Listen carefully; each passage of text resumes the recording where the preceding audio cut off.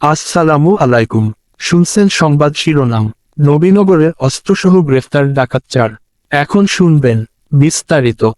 ব্রাহ্মণবাড়িয়ার নবীনগর উপজেলার কৃষ্ণনগর ইউনিয়নের সীতারামপুর ব্রিজের উপর শনিবার 30 নভেম্বর গভীর রাতে এসআই আক্কাস আলী, এসআই মাহমুদ হাসানের নেতৃত্বে একদল পুলিশ অভিযান চালিয়ে ডাকাতির প্রস্তুতিকালে 4 জনকে গ্রেফতার করে।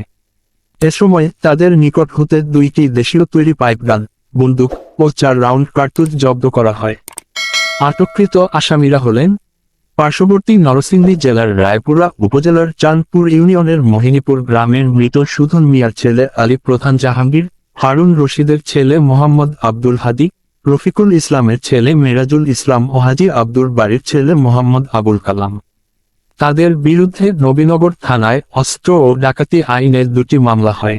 তারপর রবিবার 24 নভেম্বর সকালে পুলিশ তাদেরকে আদালতে সোপর্দ করে। নবীনগর থানার ভারপ্রাপ্ত কর্মকর্তা ওসি আব্দুর রাজ্জাক ঘটনার সত্যতা স্বীকার করে বলেন, তারা অন্য থানার থেকে এসে নবীনগরের ডাকাতি প্রস্তুতিকালে পুলিশ গোপন সংবাদ পেয়ে ঘটনাস্থলে অভিযান চালিয়ে তাদেরকে আটক করে। ব্রাহ্মণবাড়িয়া 24.নিউজ।